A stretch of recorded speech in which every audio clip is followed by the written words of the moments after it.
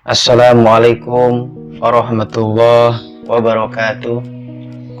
Innal hamdalillah nahmaduhu wa nasta'inuhu wa nastaghfiruh wa na'udzu billahi min syururi anfusina wa min sayyiati a'malina. May yahdihillahu fala mudhillalah wa may yudlil fala hadiyalah. Allahumma shalli ala sayyidina Muhammad wa ala ali sayyidina Muhammad.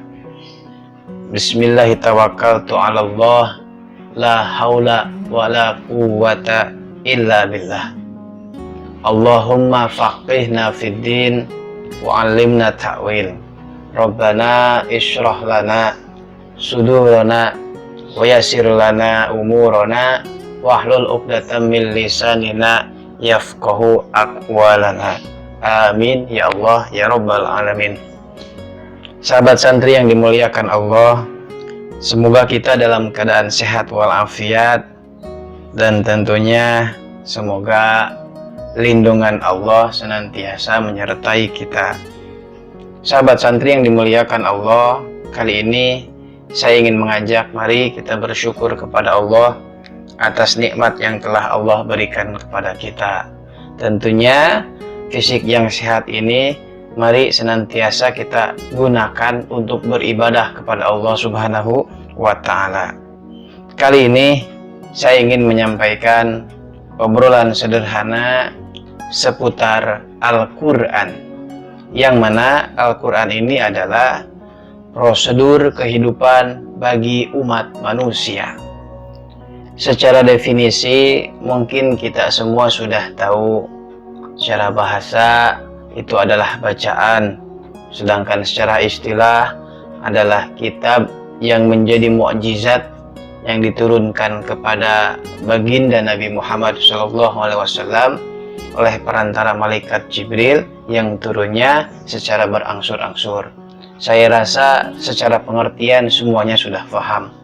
Yang ingin saya sampaikan, ternyata Al-Quran itu sangat luar biasa sebagai tuntunan hidup umat manusia. Sahabat santri yang dimuliakan Allah, siapa saja atau apa saja yang berhubungan dengan Al-Quran itu akan menjadi mulia. Contoh, Al-Quran itu adalah kalam Allah, maka Al-Quran sebagai kitab suci, mulia. Kemudian Al-Quran diturunkan kepada Nabi Muhammad SAW, maka baginda Nabi Muhammad menjadi Sayyidul Anbiya. Kemudian Al-Quran tersebut diturunkan kepada Nabi Muhammad melalui perantara malaikat Jibril, maka malaikat Jibril memiliki gelar Sayyidul Malaikah.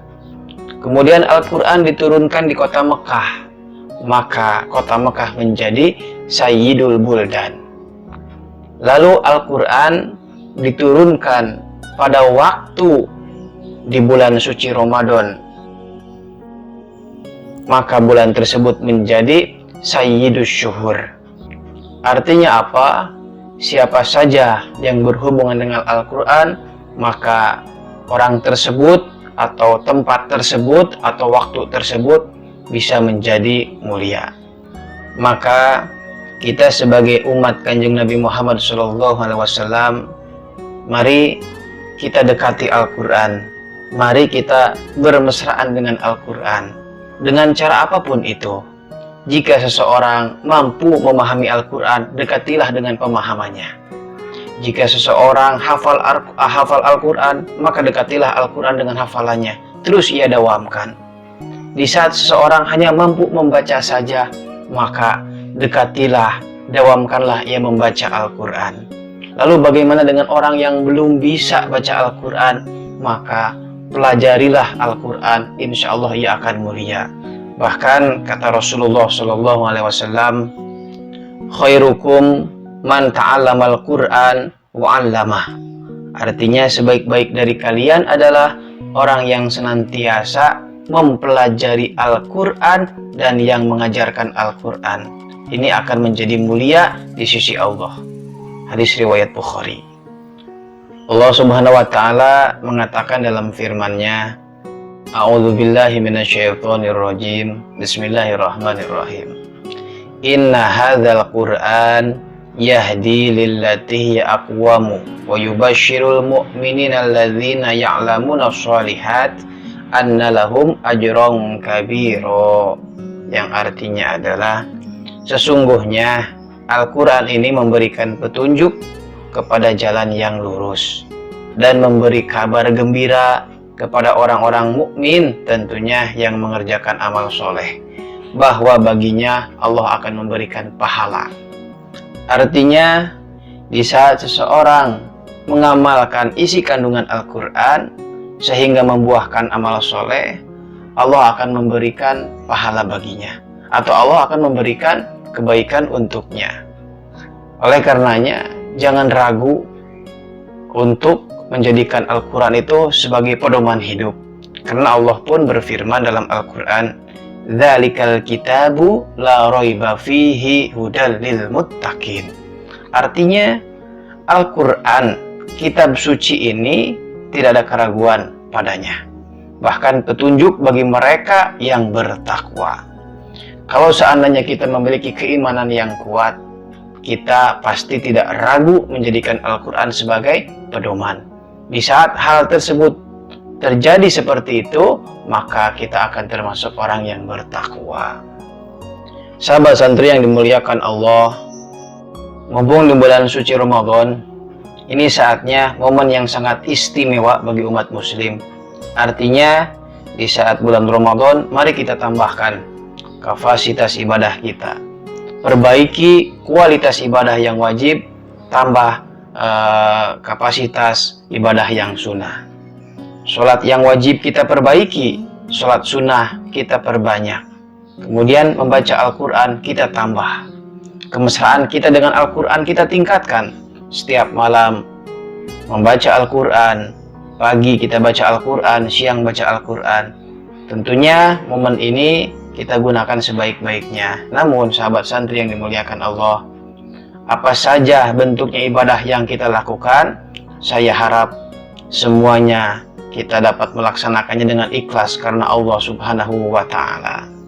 Sahabat santri yang dimuliakan Allah, pedoman hidup yang tertera di dalam Al-Quran sangatlah sempurna. Seputar muamalah diterangkan di dalam Al-Quran, seputar ubudiyah diterangkan di dalam Al-Quran, bahkan seputar keilmuan pun justru banyak sekali temuan-temuan yang didapati di dalam Al-Quran. Contoh, dalam menjelaskan bermuamalah, di saat seseorang ingin berniaga, Allah sampaikan jangan sampai seseorang berniaga melakukan kecurangan. Jika seandainya seseorang melakukan kecurangan dalam berniaga, maka akan kerugian yang akan ia dapatkan. Artinya, panduan-panduan Allah yang tertera di dalam Al-Quran, kalau seandainya kita turuti, kita pelajari, itu akan membawa dampak positif bagi kehidupan kita. Kita akan terarah sehingga Allah Subhanahu wa Ta'ala pun memberikan ridhonya kepada orang yang senantiasa patuh kepada Allah. Sahabat santri yang dimuliakan Allah, mengkaji Al-Quran adalah bentuk perbuatan yang sangat mulia di sisi Allah. Sebagaimana Ibnu Sahlah berkata dalam fatwanya, menyebutkan qiraatul Qur'ani karamah akramallahu biha al-bashar faqad warada annal malaika lam yu'tu dzalika wa annaha harisah lidzalika ala istima'ihi minal ins. Yang artinya, membaca Al-Quran merupakan sebuah kemuliaan yang Allah berikan kepada hamba-hambanya. Dan terdapat dalam riwayat bahwa para malaikat tidak mendapatkan kemuliaan ini, tetapi mereka sangat antusias untuk mendengarkannya dari bacaan yang dibacakan oleh manusia. Hal tersebut persis seperti yang diriwayatkan oleh Imam Muslim, bahwa seorang sahabat bernama Usaid bin Al-Hudair pada suatu malam ia membaca Al-Quran. Kebetulan dalam sebuah riwayat, Usaid memiliki seekor kuda yang mana kuda tersebut adalah sekelas kuda perang. Artinya kuda tersebut bisa digunakan untuk berjihad. Nah, sedangkan anaknya tertidur di samping beliau ketika beliau membaca Al-Quran. Nah, ketika Usaid membaca Al-Quran, tiba-tiba kudanya berontak, kemudian lari berputar-putar sampai hendak memutuskan talinya. Nah, kejadian itu berulang-ulang saat Usaid melanjutkan bacaan Al-Qurannya. Seketika Usaid memandang ke arah langit. Ternyata ia melihat satu naungan awan seperti payung yang sangat mengagumkan. Payung itu sangat indah, berkilatan, tergantung memenuhi ufuk dengan cahayanya yang sangat terang. Lalu keesokan harinya, Usaid ceritakan kejadian tersebut kepada baginda Nabi Muhammad SAW. Usaid ceritakan sebuah peristiwa yang ia dapati tersebut. Lalu Rasulullah SAW bersabda, "Itu adalah malaikat yang ingin mendengarkan engkau membaca Al-Quran, wahai Usaid. Seandainya engkau teruskan bacaanmu, pastilah orang banyak akan melihatnya pula. Pemandangan itu tidak akan tertutup dari mereka." Sahabat santri yang dimuliakan Allah, betapa dahsyatnya peristiwa tersebut terjadi. Artinya, sekelas malaikat pun itu mendengarkan lantunan Al-Quran yang dibacakan oleh manusia. Oleh karena itu, marilah kita senantiasa untuk mempelajari Al-Quran. Kita fahami betul Al-Quran, agar kita dapat memahami apa isi konteks dari Al-Quran, sehingga hal tersebut bisa menjadi pedoman bagi kita semua. Bahkan dalam sebuah riwayat, Inna Allah Azza wa Jalla ahlaini minan nas. Artinya sesungguhnya Allah Azza wa Jalla mempunyai keluarga dari manusia. Ada yang bertanya, siapa mereka itu wahai Rasulullah? Kemudian Rasulullah menjawab, Ahlul Quran hum ahlullahi wa khassatuhu. Artinya, Ahlul Quran, mereka adalah keluarga Allah yang telah dikhususkannya. Hadis riwayat Ibnu Majah. Artinya, Allah sangat memuliakan sekali orang yang senantiasa hidupnya beserta Al-Quran. Artinya, seorang tersebut menjadikan pedoman hidupnya dari Al-Quran. Oleh karena itu, sahabat santri yang dimuliakan Allah, jangan sampai ada keraguan di hati kita. Kita jadikan Al-Quran sepenuhnya sebagai pedoman kita. Minimal, kita sering membacanya, kita mempelajarinya. Dan pada kesempatan ini, tentu di bulan Ramadan, ayo kita perbanyak baca Al-Quran. Insya Allah hidup kita akan mulia. Mungkin hanya ini yang bisa saya sampaikan. Mudah-mudahan kita semua dijadikan oleh Allah ahli Quran, senantiasa dapat mengamalkan Al-Quran. Amin ya Allah ya Rabbal Alamin. Wallahul muwafiq ila aqwamit thoriq. Wassalamualaikum warahmatullahi wabarakatuh.